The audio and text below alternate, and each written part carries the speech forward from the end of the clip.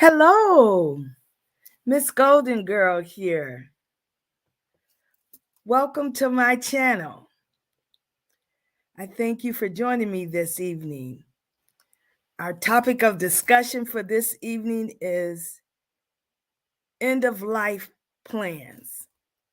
And we're going to have some conversation and dialogue about our end of life plans. I don't know if you've had the opportunity to make your end of life plans. But this evening, I'm going to share my end of life plans with you in order as an encouragement for you to make your end of life plans if you haven't already. I want to share this video with you.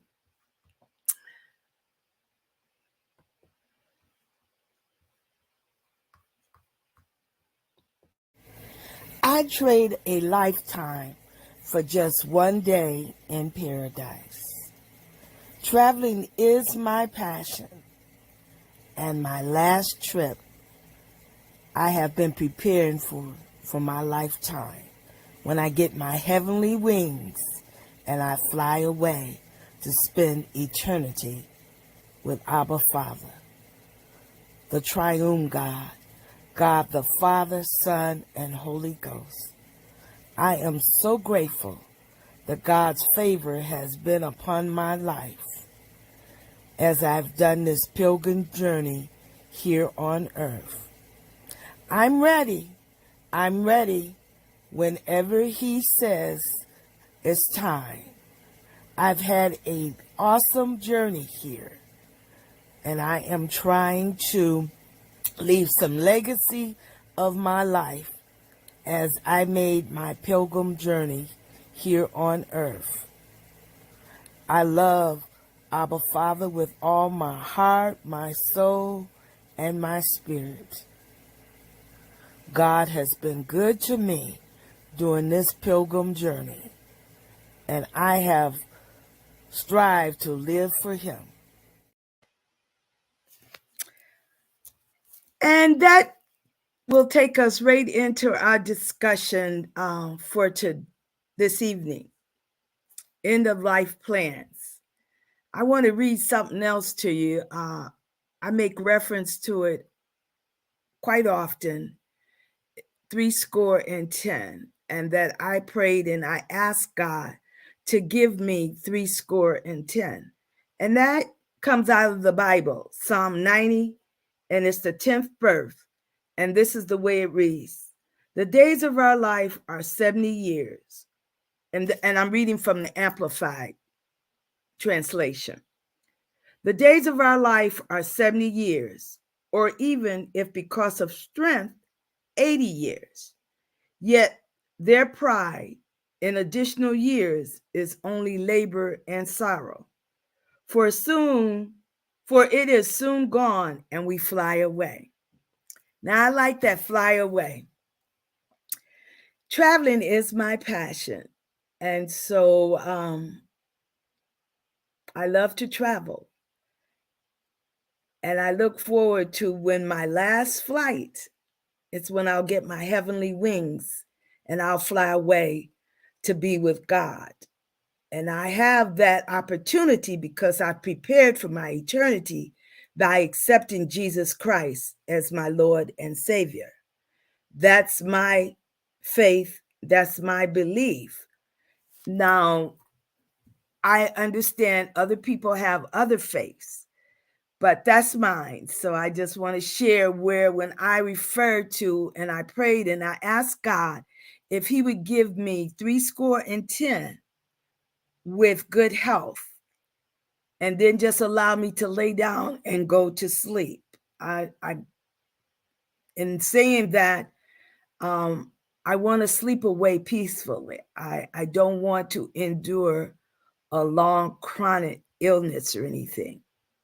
So I was blessed in July through 2021 to celebrate my 70th birthday. And I celebrated my 70th birthday for 12 months.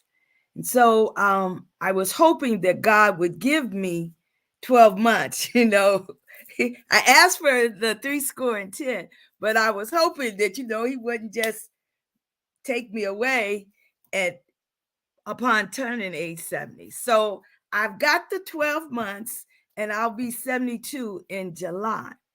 So what I did, I am the type of person, I'm a planner. I plan my life and I plan my end of life plans also.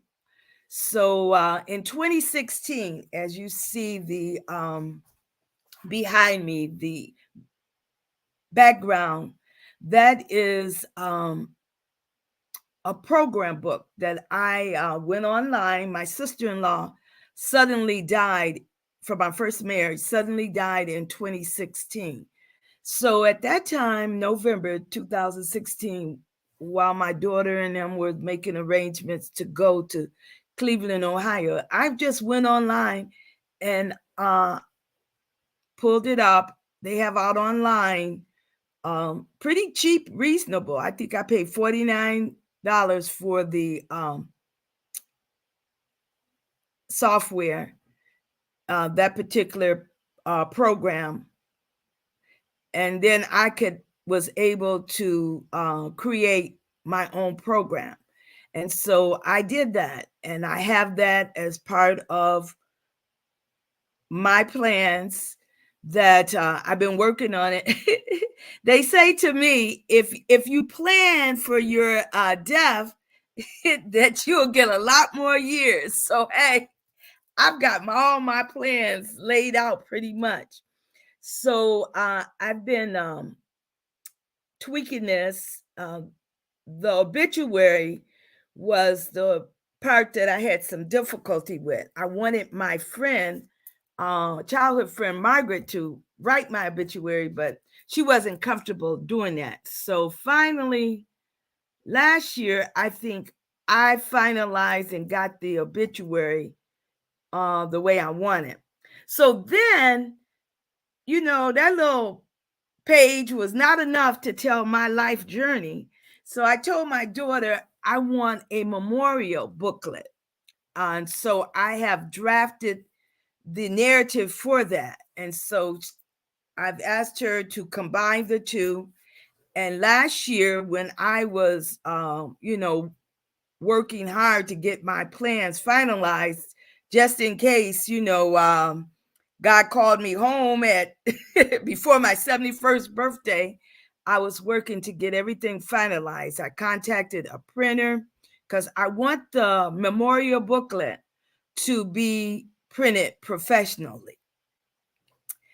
And so I'm happy about that. So what we're going to do, we're going to get started. And as we discuss certain things, then I'm going to tell you about me and how I have made my plans. And I'm sharing my plans. I'm not an attorney. I'm not a funeral director.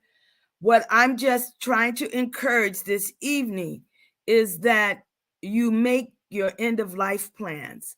I don't think anyone can too early make their end of life plans and discuss with family members and friends what they want upon their death. Hey, Marlene, thank you for stopping in. So what I did to get us going this evening, this is all about encouraging you to be able to have the dialogue with family and friends about your end of life plans. All right. So now what I did, I just jotted down some different thoughts that came to my mind. Number one, death. Benjamin Franklin said a long time ago that one thing certain in life is death and taxes. So we all know that one time we are going to die. Oh, great, Marlene. I am glad to hear that you're like me. Yes. Um so so funeral. That's another thought that came to mind. I don't want a funeral. I don't want a funeral. Burial. I don't want to be buried. Cremation. I do want to be cremated. And so these are conversations that I've had with my children, and my daughter will act as my representative to carry out my wishes. So I want to be cremated. So last year, what I did in preparation coming to the end of my 70th, year, I went and I visited a crematory, and I got some prices, and I talked to them about what I wanted. I want my daughter and my sons, if they would like,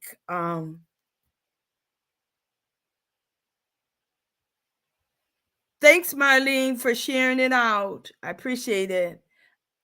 Um,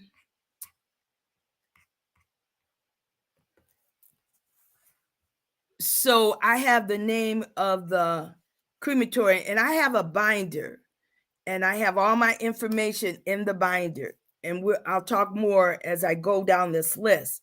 But that's what I did last year, getting finalization on certain things. And I told my daughter, I'm in Michigan right now. I live in Georgia, but I'm in Michigan house sitting and babysitting. And I love to travel. So, I never know where I'm going to be. So I said to her, have me cremated wherever I am. Don't transport my body back, because it costs money to transport a body. So, hey, it's a lot cheaper with ashes. You can fly on a plane with the ashes yourself. So then the next item that I added to the list, as I was thinking, brainstorming: money, assets, retirement accounts. Now, you need to discuss with your family members and family or friends or whoever you're going to appoint to handle your final affairs about your money, bank accounts. Now, one thing I need to do, and I've had the discussion with my daughter, I came up where, your family just, if they knew your account, they went and got the money, the person that you said. But it says that it's illegal to go into a person's account once they are deceased if your name is not on that account as the owner. And so you can, there are certain things that you can do, and I suggest you Google them. But I looked into it. So I feel instead of the beneficiary route, I'm going to eventually add my daughter to my bank accounts. I just haven't done that yet, but I know I need to do that. I'm getting older, and the golden years. Last week, I had a discussion as on a live, so I'm defining golden years according to Google: 65 to 80. And the beyond will be over 80. So I'm writing a book, Embracing the Golden Years and Beyond. So on your assets, you should have a list of them so that, it won't be no guessing and they won't have to search all around. My mother figures, she passed in 1991, and I helped to settle her affairs, and they were not in good order at all. Searching through the house for life insurance policies. Oh, it was horrible. And that was a learning experience for me, is to have my affairs in better order than hers. And then with my dad, when he passed, his was better. And she told me, always would talk to me about her death and what she wanted and what she done. I was a young girl in my teens, but I listened. It was going in one ear and out the other one. But I guess it must have stuck because her husband wanted me to help him, and so I was able to help him. So retirement accounts. Now this is big for my friends, 401s, 457, 403B.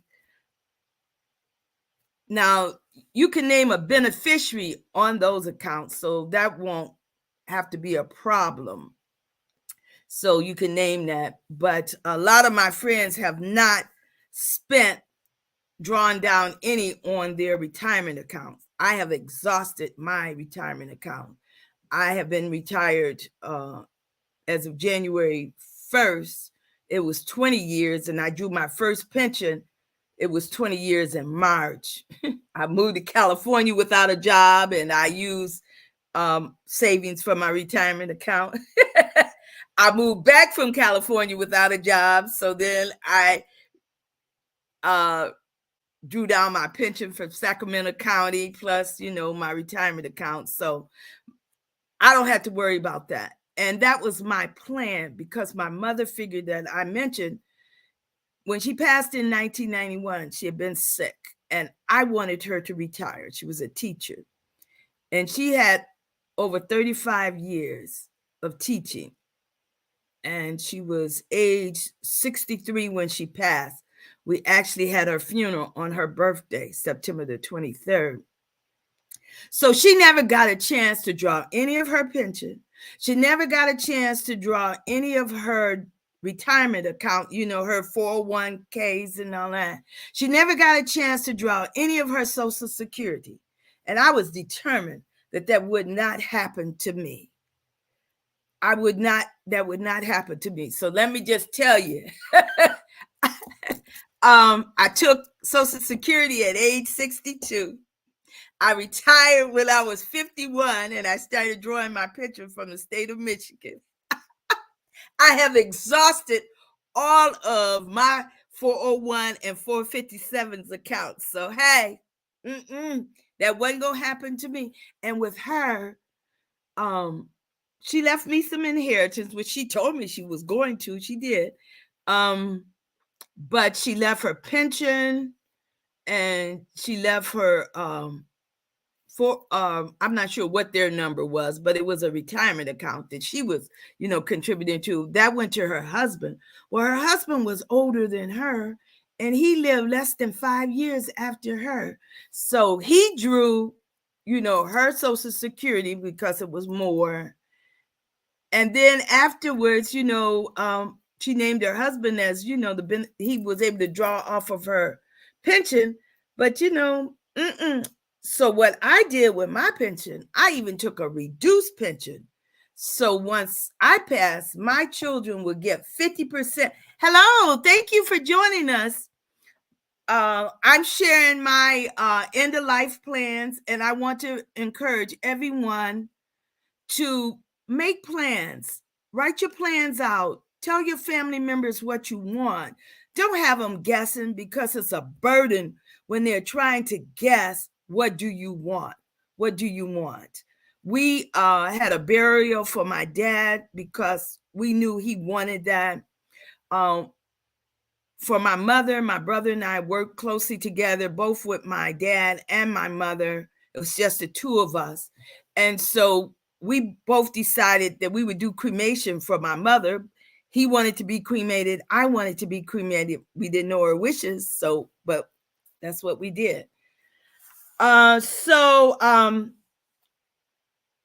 Those assets, make sure you address them, and make sure your beneficiary is current on your retirement accounts, on any assets that you have, on your pension. If you happen to be blessed to have a defined benefit, mostly seem like everything now has gone to defined contribution, which is a 401. Life insurance. Hopefully you have life insurance. If you don't, thank you for just joining us. If you don't have life insurance, I would suggest looking into life insurance. I purchased, outside of my job, when my children were small, I purchased a universal policy with life insurance, there's three different kinds of life insurance. There's whole life, universal life, and term. Now, term is not as expensive and you can buy more term, but there's no cash value in term. And only way it's going to pay off is if you die. Now, I would suggest if you buy term, because I think it is good to buy term. I have since purchased a term policy in 2014. I purchased a renewable term.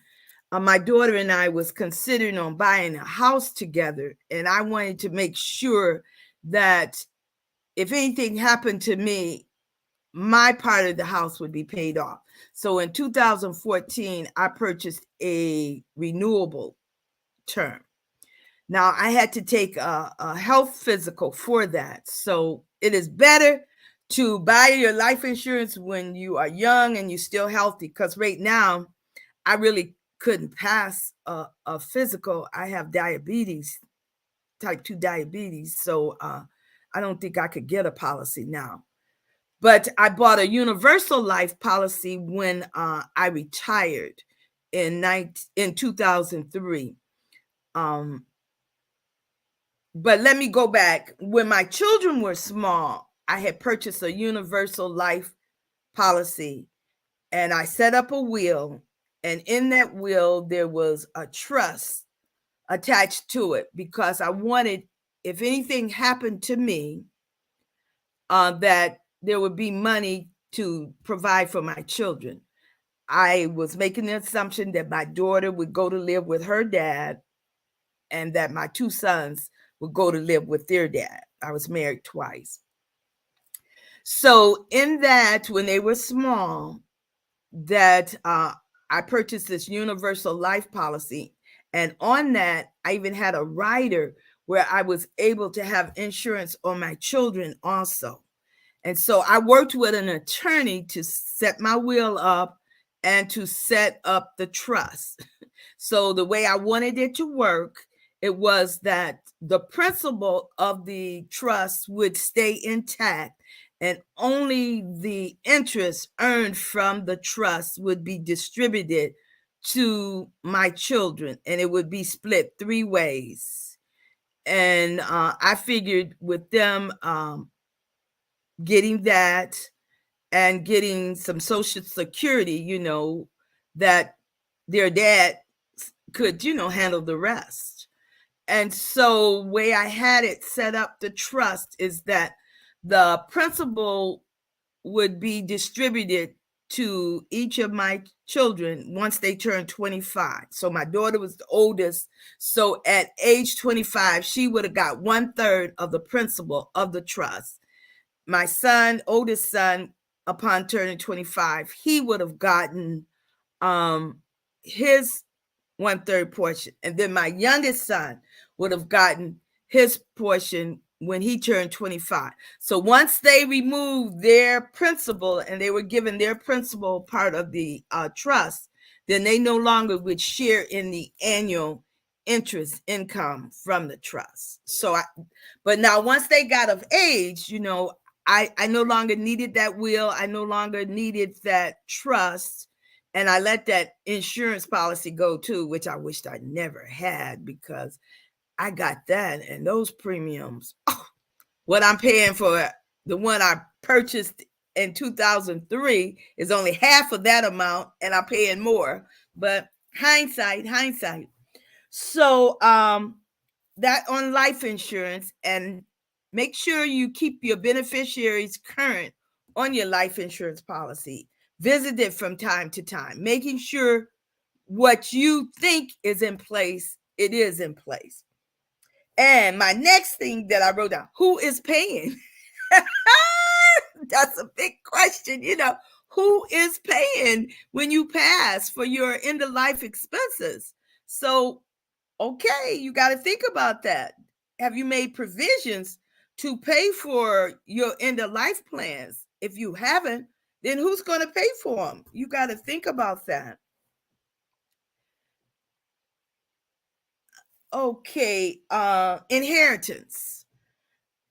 Now, for my children, my father, let me go back to start with my dad. My dad was all about leaving us an inheritance. Oh, I tell you, my senior year in high school, I worked even before I was 16. I was babysitting. I always liked having my own money and providing for myself. That's just the way I was.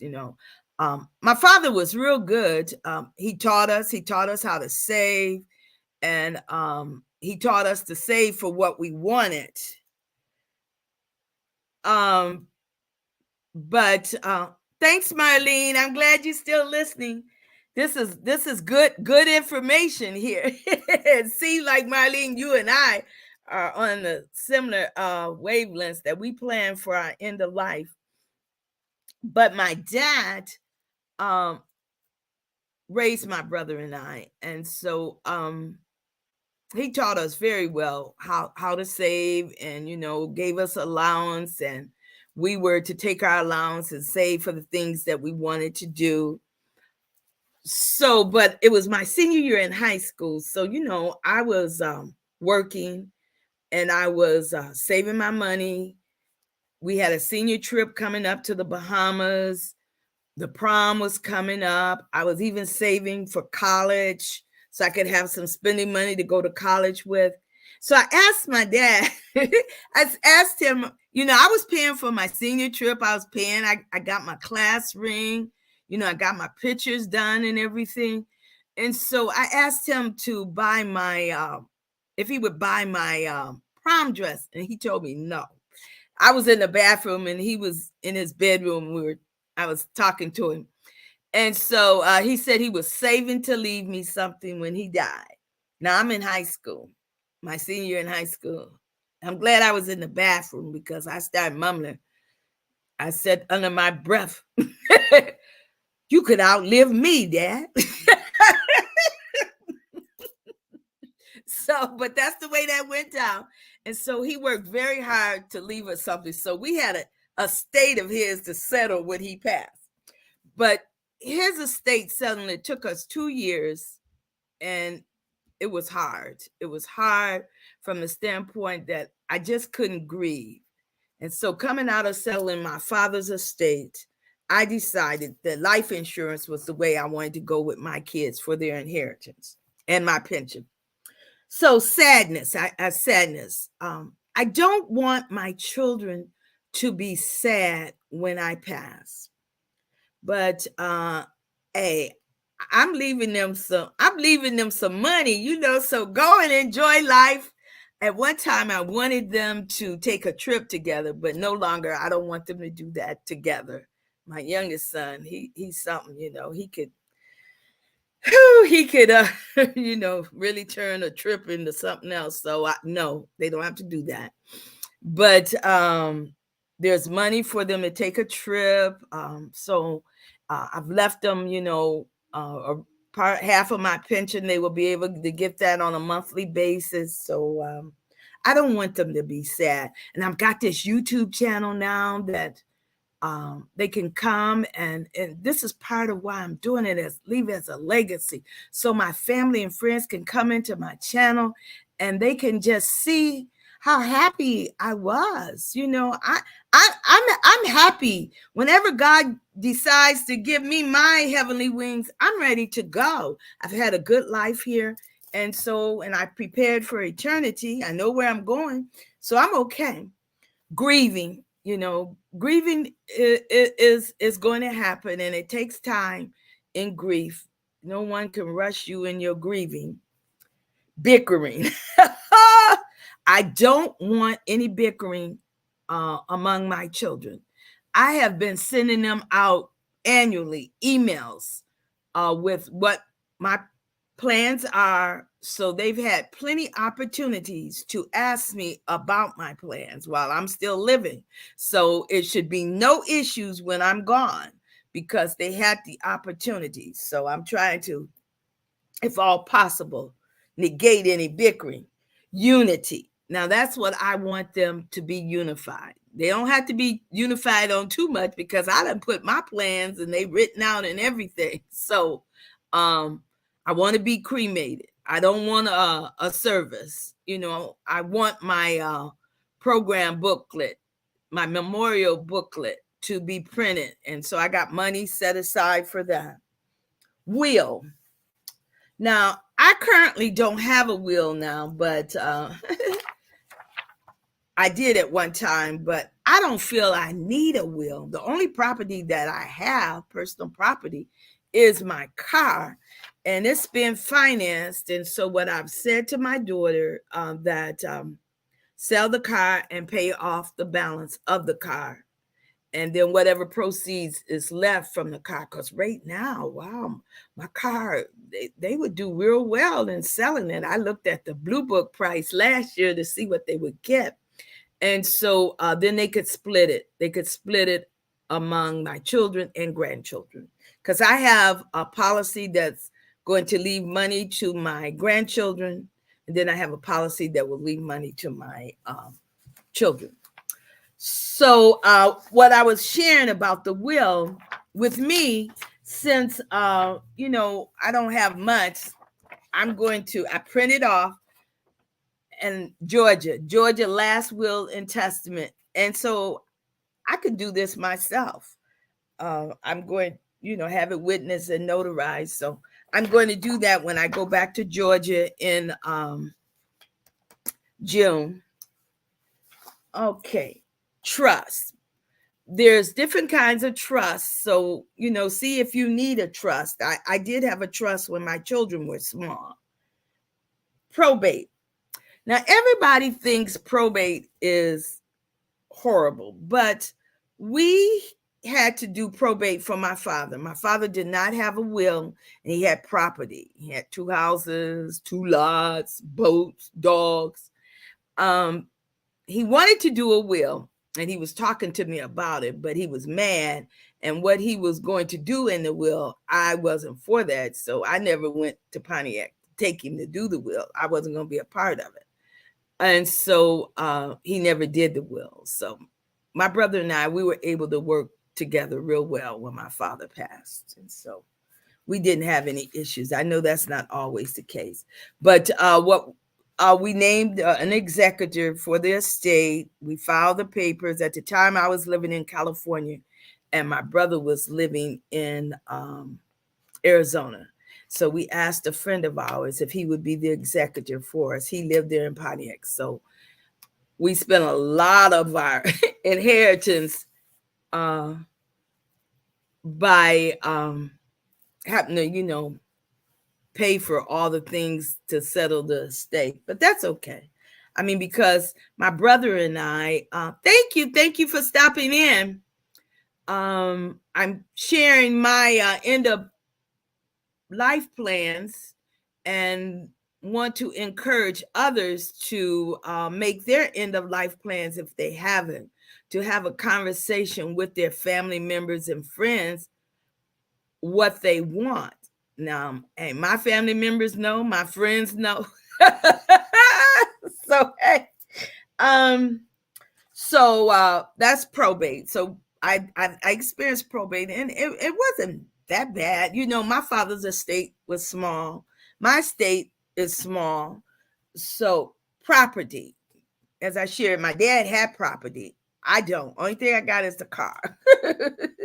And I told my daughter I have decluttered, and I told her that, hey, she can get a trash bin, bring it in, and she could dump all that stuff in there. Don't worry about trying to take it here and there, because I just want her to go on with her life. I don't want her to be 2 years, taking care of my affairs after I'm gone. I just don't want that.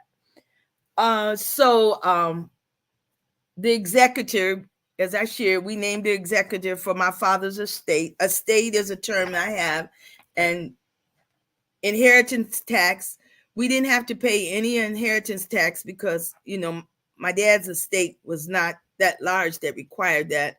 My estate is not that large. And, what I've done is I've beneficiaries. Most of my assets are going to be distributed directly to my children and grandchildren. Life insurance, my pension.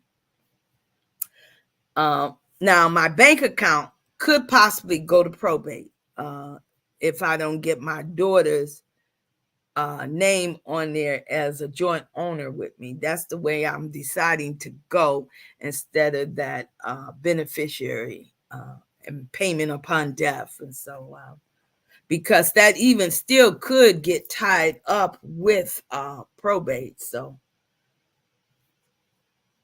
memories. And so, for me, my YouTube channel, they'll be able to come in and have memories of me there. My program book, my memorial program book, it's going to be awesome. And I want it professionally printed. I talked to the printer about it and everything, got a price quote on it last year. So, repass. That's a discussion. Do you want a repass? Where do you want your repass? I don't want a repass. So, repass costs money. My mother figured of course, I knew she wanted a funeral. She wanted a repass. Oh, that was another thing. So, her funeral ended up being at her husband's church, and she attended a different church. So, in making arrangements for that, which I did, I had to go to the pastor, ask, could her funeral be there? Ask, permission for certain other people to officiate. There was a cost, they considered a donation. On the repass, I gave her the money. They had a kitchen committee. So I gave them the money, set up a menu with them. So, churches just don't do that anymore because it's costly. So a repass costs money. So if you want to repass, you need to figure out, how you're going to pay for it and who's going to handle it. Because, that's something I had to do for her. I didn't know at the time, I had just gone in there, sit down and ate after the funeral. I didn't know. I did not know that, that there was a cost, for that, so so I want to share another document that I'm going to do when I go to Georgia. Power of attorney. Now, power of attorney is a legal instrument that you draw up and is in place while you're living. So the durable power of attorney for your finances, durable power of attorney for your medical. And so in that, and I printed up the one for Georgia, and I'm going to do this one myself too. I'm doing mine. You have to make a decision if you can do yours. I'm not telling anybody what to do, but I would suggest pulling up the form, reading it, and seeing what steps you have to take. But when I go home to Georgia in June, I'm going to get the power of attorney in place, which will instruct, my daughter will be named as my representative, and, that she will make decisions about my finances. She knows what I want. I have a policy with the state of Michigan under my pension. When we retired, they provide the employees with a life insurance policy based on a percentage of your salary at the time. And so I'm using that to take care of all of my end of life expenses. She knows I want to pay off all of my outstanding financial obligations. I know I don't have to, but I want to. We paid off my dad's outstanding obligations. And so, it was his money. I knew that's what he would want. and so we did all that before, any money came to my brother and I, on the life insurance that came to us directly. But anything else, as far as selling the house and everything, we paid off all his bills. So I want to do the same for myself. So I got that policy for that. I'm trying to think. Anybody got any questions? Did I miss anything? But the whole point of coming live this evening is to share my end of life plan and to encourage you to put a plan together also, and let family members know where it is. Now, I went out online and I was researching something, and what came up, I mentioned, money, assets, retirement accounts, but they talked about this digital assets, their currency. And so if you got some of that, you've got to tell somebody, because if they are knowledgeable of it, they won't know. So you got to write down somewhere all your information and put it in one place. I got a binder, and when I pay my monthly expenses, I have a binder for that. So that will be easy enough for my daughter to pick up that binder and to see what my financial monthly obligations are. Now, I want to talk a little bit about, I know a lot of us, especially how I grew up, you think you can get into that bank account and get money out, but you're going to, once you go to the funeral home or you go to a crematory, they're going to notify Social Security that you are deceased. So, and if I look this up, so it could be fresh in my mind, Social Security says if the month that you die in, you are not entitled to keep that payment. Now, the way Social Security pays us is that they pay for the month prior. So if you would die, say this month is April, and even though April 25th, it's almost the end, they're saying you are not entitled to that payment when it would come to you in May. So then they're going to contact your bank if you got a direct deposit, and most people now direct deposit, for that money to come back. So that's going to be alerting the bank that you are deceased. So that's why I'm going to eventually add my daughter's name to my bank accounts. I was on my dad's bank account.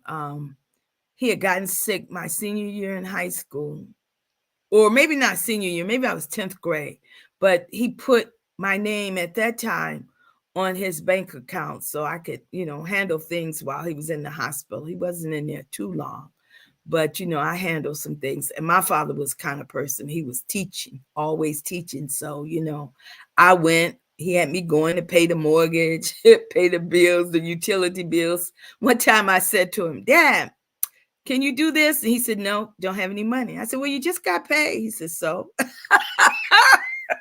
I didn't know what that meant until I got grown and started paying my own bills. Yeah, that paycheck come in, it might be already already allocated out.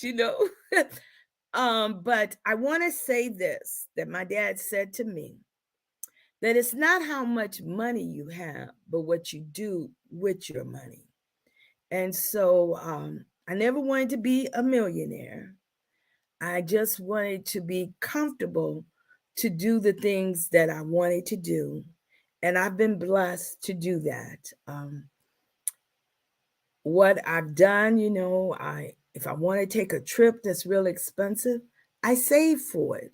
It may take me 2 years to do it. It took me 2 years to save for my trip to Alaska when I took the cruise. And I saved 2 years to do that. It took me 2 years to save to be in order to take my to host family and friends in Hawaii for the month of June. So I save. I had 401s and 457s.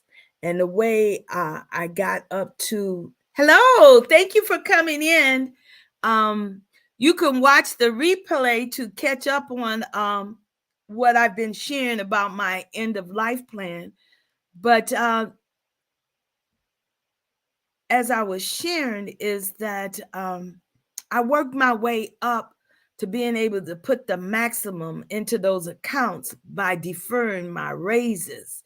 And my goal, I'm a planner. I am a planner. I've been a planner.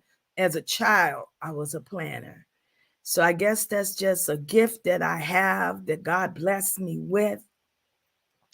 And He blessed me that I can put a plan together and I can visualize it and I can see it.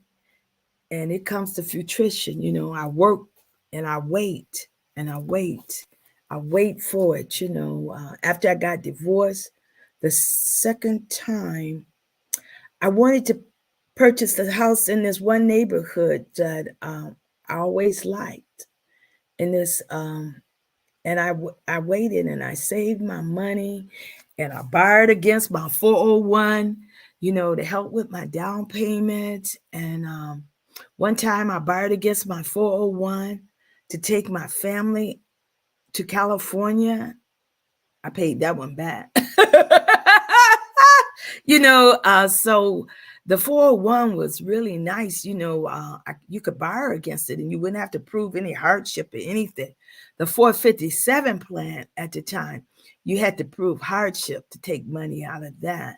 And I think, I don't know if you took it, if you could still have your account or not, but that was one thing I wasn't going to do. I wasn't going to take anything out of my 457.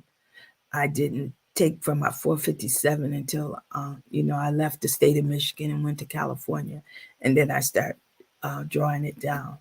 But I say all of that to say is that it's not how much money you have, but it's what you do with your money. And I just want to encourage you to plan and research and be knowledgeable. We were in this live, I was in this chat on Saturday, and someone commented that maybe some people don't know what their job offers for them. So I want to encourage you to go into HR, get that handbook, read that handbook, know what your employer is offering you. I want to encourage you to buy life insurance, to get the life insurance while you're young. Just don't depend on the life insurance provided by the job, because you could change that job and then you could find yourself in a situation where you're not insurable anymore. And so I suggest to anybody, go on and get that life insurance. Research, and whole life is for me was the last one that I would purchase. I didn't buy a whole life policy. A whole life policy, you know, it's good from the standpoint that, you know, you're going to get all of that value of that policy eventually if you pay it in full, but it costs a lot of money. So, you know, you can't buy as much. So I felt universal life was a right choice for me when my children were young, because it accrued cash value. I could add riders onto it. Term is good for a young family, even for older people. I suggest getting renewable terms so you can renew it. You're locked in for a while, you know, at the premiums. Like my policy is a 10-year renewable. They do have some 20-year, but that was going to cost me more. So I went with a 10-year renewable. But I think that's it that I want to share with you. But make a plan. I just can't say it enough, is to make it in the life plan. I know it's hard maybe to have the conversation, but maybe this will be a good lead in. You could say, "Ooh, I heard this video and they were talking, and she was sharing her end of life plans. And so I need to make some end of life plan.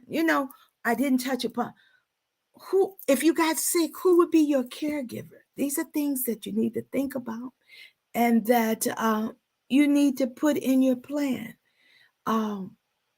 Where would you want to go if you couldn't live by yourself again?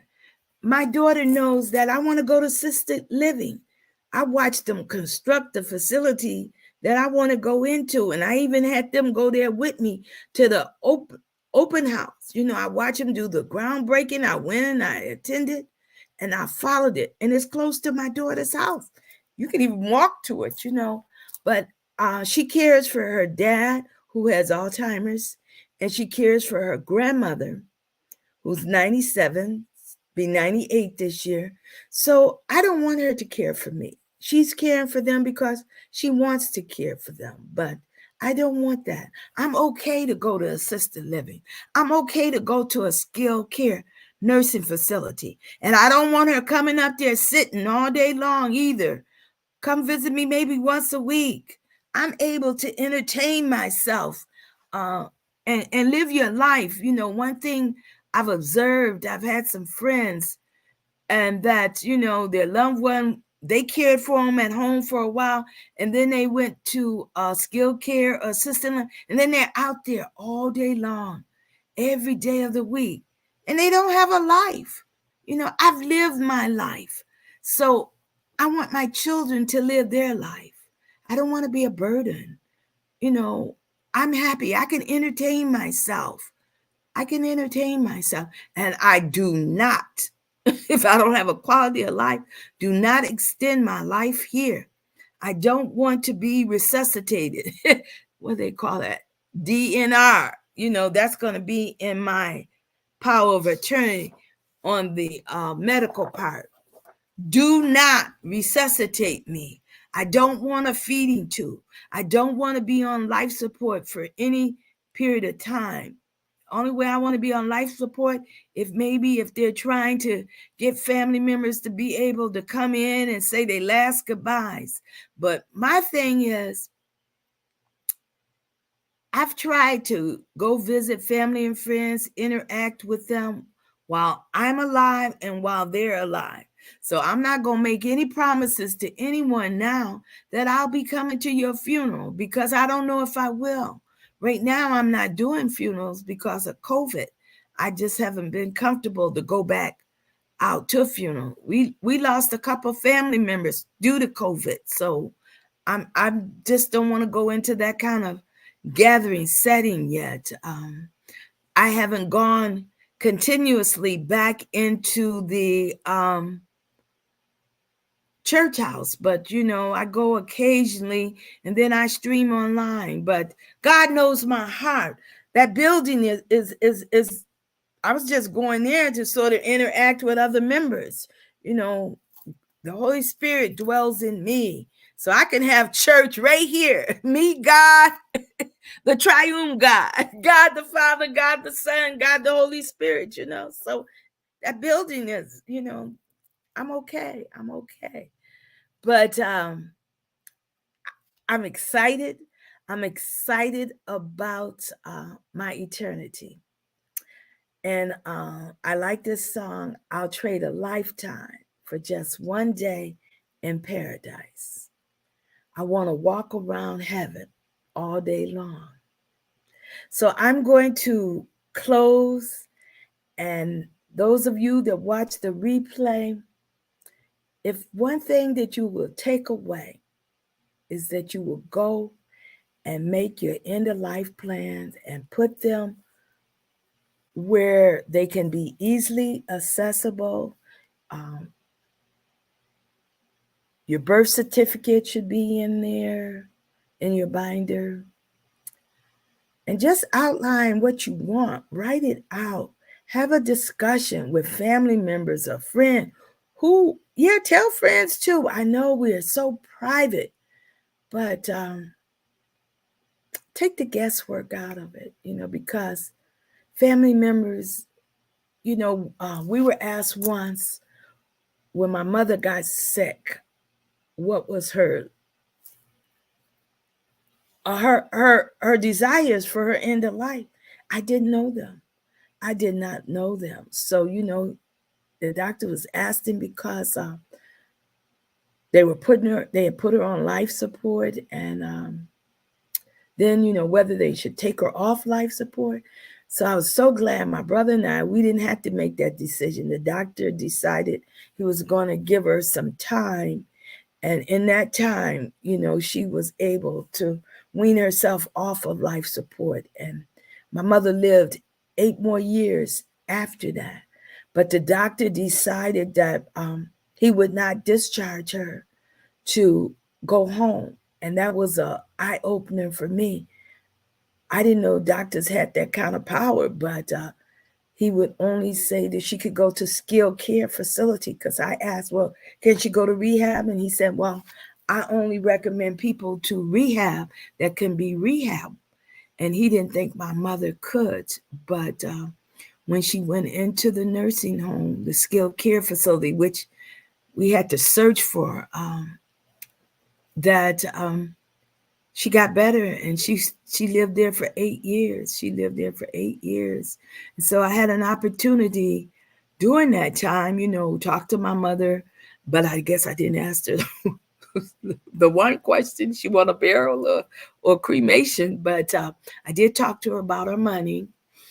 And so made sure that, she had a certain amount of money in her trust account, and she had enough to take care of her end of life expenses. I was prepared, if need be, to add to it, but she had enough. She had enough. But yes. All right, then. You take care. It's been great. And this is what my channel, one of my niches is about, aging. And this is one of those dialogues that it's a necessary dialogue. It's a necessary dialogue. I don't think you are ever too young to talk about your end of life plans, because people are dying at all ages now. And so I know if they're kids, parents will make their decisions. But if they're in their 20s, one thing that my daughter is talking with her daughter about, and she just turned 20, and her daughter knows her end of life plans and what she's done for her and how she wants things done. So she gets that from me.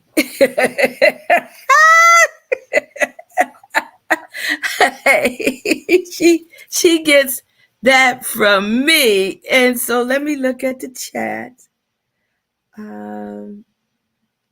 Marlene said, yes, put it in writing.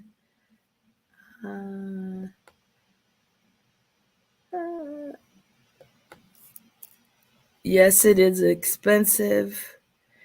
And I'm going to say this, and I've told my daughter, I'm not for, you taking all your money and putting it in no burial and no funeral. I'm not for that. I'm not for that. Life goes on. So these $20,000-$30,000 funerals, I just think that's too much. That's my opinion, but I think that's too much. First time maybe in your life you're gonna have some money, and then you're gonna give it all to the funeral home, and you really need to go in there when you're not emotional, because you go in there and emotional, and you'll spend more than what you should. This one friend of mine, she never wanted them to know what the life insurance policy was. So she had money, so she paid for the funeral. She didn't have her insurance policy assigned to them. And that's with my cremation. My daughter, I don't want her to assign my one policy to them. I'm going to have enough money to pay for my cremation. And then she will, take that policy once she can collect on it and, pay off my other financial. But as far as my cremation, I want that paid for in cash. I don't want an insurance policy assigned for that. Hey, as far as what I done come up with, hey, $2,000 at the most. is all that is needed. And I've got to pay some additional money because I want them to observe them putting my body into the furnace. And so that's an additional cost, but I'm willing to pay for it. So have a good night. And I hope this topic this evening has been beneficial to you, got you thinking, and got you understanding that you need to sit down and write out a plan and discuss it with your family members and put all your information in one place in a binder so they don't have to look and guess. You know, you don't want something to fall by the wayside that they don't even know that they can collect on. And so if you need a will, get a will in place. If you need trust, get that in place. If you need a power of attorney, the durable power of attorney for your finances and for your medical, get that in place. And as I shared with you, it depends on what your estate is. You can do some of these documents yourself. I'm going to do mine, but I just need a simple will as far as I'm concerned. Like I said, I don't even think I need a will. The only thing I got is the car, you know, but I'm going to do it just for the sake of it. And so you take care, and I will see you the next time that I come live. This is my niche on aging, embracing the golden years and beyond. So, as I shared, I love to dialogue about aging. I interviewed, and then I'm going to close. I interviewed last week my 82-year-old first cousin on my dad's side. And so I asked her, did she think she would ever live that long? And she said, no, she never thought about aging. And I'm just the opposite of her. I've been thinking about aging forever. What am I going to do at this age? What am I going to do at this age? So, you know, we all are different. But my cousin, I've got 3 first cousins on my dad's side when I was sitting and thinking, and they're in their 80s, so they're over 80, so they're beyond. So I'm writing this chapter about them now, and I want to go on and get it finished while they still living. Fernand just turned 82 in January. Her sister Sis is 86 and be 87 in July. And then AJ, my cousin, is 89 and he'll be 90 in September.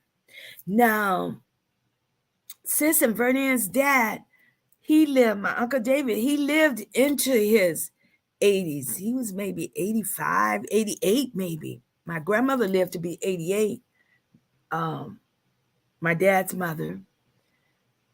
My Aunt Millie, she was 85 when she passed. But see, my dad passed at 71 and my mother at 72. That's 74. So I don't have longevity like that. So we'll see. We'll see what God's going to do with me. But I got my plan. I got my end of life plans intact. I just got a few things to do, and it won't be the end of the world if I get my heavenly wings before I get them done. But my daughter knows my wishes. She knows it's not in writing with the power of attorney, but she knows, what I want about my health and about my finances. So, but I want to get those instruments done by when I go back in June. I want to get those done. So you take care. I love you. God bless. I am a golden girl. And I shout out to all my artists. My gold nuggets is what I call you. You're so precious to me. So, so precious. I made another milestone on my YouTube channel. I am over 100,000 views. And all of that, the majority of that happened since the beginning of this year. I started the channel in January 22, but it didn't take off. But I say it's all in God's timing. It's all in God's timing. I'm on a mission and I'm on assignment for the kingdom of God. And so I'm here. He's given me some extended time. Yes, I made it over on yes, and I thanks Marlene, and I am over I'm over 500 on my subscribers. Yes, thank you, Marlene. Marlene is one of my mentors. I've learned a lot from her, and she's the one that encouraged me to do lives. She shared it, on that, So I'm out here, working hard, trying to grow my audience, trying to carry out the plan that I have for my channel. So take care and listen again, and I appreciate thumbs up. Those likes helps for YouTube to spread me out in the algorithm. And so and I appreciate you subscribing. I appreciate you sharing my videos. I work hard to bring good content. I'm investing in my channel because I'm excited about what I'm doing, and it's keeping my brain sharp and everything. Like today, I had to do preparation for this, And again, I want to close and say I'm sharing my end of life plans. I'm sharing my opinion on things, but you have to do your due diligence. You do your research and you decide what's best for you. But we all know it is best for you to have an end of life plan, okay? Just don't leave that burden on your family and friends to guess what your desires are. So take care, and I'll see you the next time that I go live. But check out my channel. I got some nice videos out there. And I am a swimsuit model, a mature swimsuit model. So I'm just living my best life. I am living my best life. I'm a sassy girl, Hey, God gave me this extended time. And so I'm grateful. And I'm trying to show him that I am grateful. So I am living it to the fullest. Take care. Bye. I always say it takes me 3 times before I say bye. Thank you for joining in. Bye-bye. Good night.